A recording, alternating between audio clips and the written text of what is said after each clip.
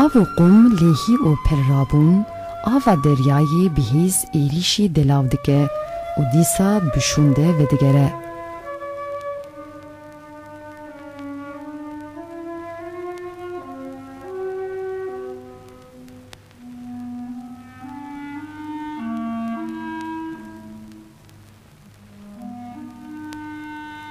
Şop û xêzikên xwe li ser qûmê dikule.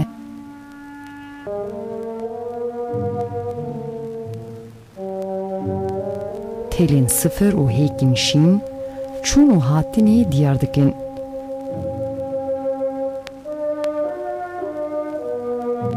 Çar goşe bûnê mina Dîwareki lehî.